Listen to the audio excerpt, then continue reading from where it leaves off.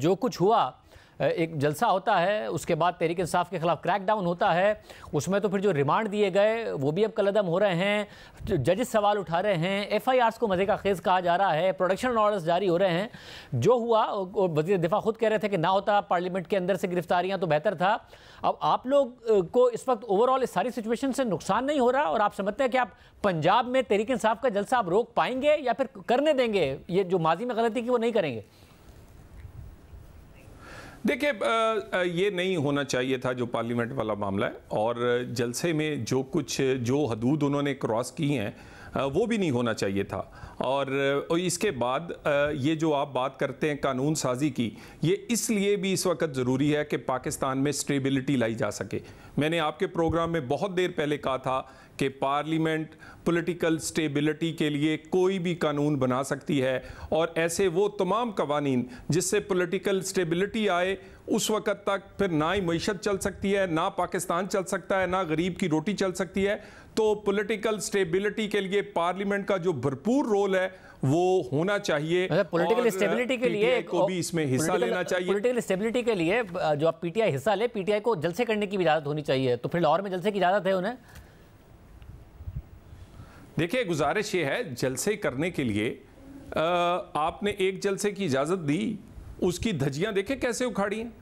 ان کو روٹ دیا گیا، ان کو سیکیورٹی دی گئی، ان کو ٹائم دیا گیا، ان کو تمام چیزیں دی گئی، ہر چیز کی دھجیاں اکھاڑ۔ اس کے بعد آپ کیا فتنہ فساد یا وہاں پہ اداروں کو چیلنج کرنے کے لیے اور گالی گلوچ کے لیے کیا پاکستان میں یہ ماحول بننے دیں تاکہ یہ آئی ایم ایف کی ڈیل سے لے کر اور جو پولیٹیکل سٹیبلٹی کی وجہ سے آج مہنگائی اور باقی چیزوں میں کمی آئی ہے، کوئی غریب کو سانس آنے لگا ہے، وہ اور تنگ ہو جائے؟ تو معاملہ یہ ہے، آپ لوگوں نے اجازت دے کر بھی اجازت پوری طرح نہیں دی تھی نا۔ آپ لوگوں نے راستوں میں رکاوٹیں ڈالی، بڑی مشکل سے جلسہ ہو پایا، جو تقریر کی گئی گڈھا پور صاحب کی، اس کے بعد P T I back foot پر تھی، نہیں ڈیفینڈ کر پا رہی تھی، پھر پوری پی ٹی آئی ان کے ساتھ کھڑی ہو گئی جب آپ لوگوں نے جس طریقے سے گرفتاریاں کی۔ تو آپ ایک طرف یہ فیصلہ کر لیں کہ آپ نے اگر جلسے کی اجازت دینی ہے تو پھر اسے ہونے بھی دینا ہے، وہ آتے جلسہ کرتے، خلاف ورزی کرتے، قانونی کارروائی کر لیتے۔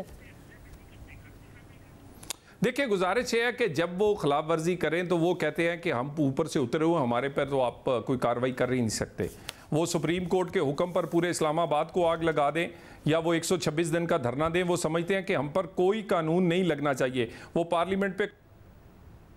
وہ سمجھتے ہیں کہ ہم مبرہ ہیں ان چیزوں سے۔ دیکھیں، معاملہ یہ ہے کہ بالکل جلسہ ہونا چاہیے، لیکن اس وقت پی ٹی آئی کی سیاست عمران خان کی سزاؤں کے گرد گھومتی ہے، عمران خان کو سزاؤں سے بچانے کے لیے گھومتی ہے۔ انہیں نہ کوئی صحیح نظر آتا ہے، نہ انہیں کوئی اچھا نظر آتا ہے، نہ وہ پاکستان کا مفاد، نہ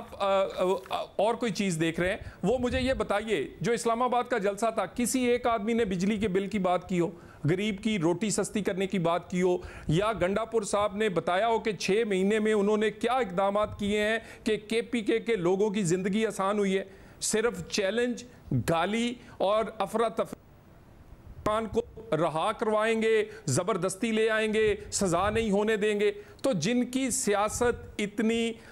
وہ ٹنل ویژن ہو، صرف عمران خان کی سزا کے گرد گھومتی ہو، تو وہ صحیح کو صحیح نہیں کہہ سکتے، اور وہ پاکستان میں سٹیبلٹی انہیں سوٹ نہیں کرتی، انہیں افراتفری سوٹ کرتی ہے۔ آئی ایم ایف کو خط لکھنا پڑے وہ لکھ دیتے ہیں، کہتے ہیں ہم افغانستان سے ڈائریکٹ بات کریں گے۔ تو کل اگر پنجاب کہے کہ ہم نے بھارت سے بات کرنی ہے، یا سندھ کہے کہ ہم نے راجستھان والوں سے رستہ کھولنا ہے، یا بلوچستان کہے کہ ہم ایران سے اپنا مسئلہ حل کریں گے، تو کیا پاکستان میں 4 فورن پالیسیاں اس لیے چلانا چاہتے ہیں کہ کسی طرح ایک ایسا ماحول پیدا کیا جائے جس سے وفاق کمزور ہو؟ تو میرا خیال ہے پی ٹی آئی کی سیاست جو ہے وہ اس وقت عمران خان کو سزا سے بچانے کے لیے این آر او کے گرد گھومتی ہے، اور اس کو رہا کرانے کے لیے انہیں نہ پاکستان نہ پاکستانی کے لوگوں کی کوئی فکر نہیں ہے، اور اس جلسوں میں پاکستان کے لوگوں کی کوئی بات نہیں وہ کرتے۔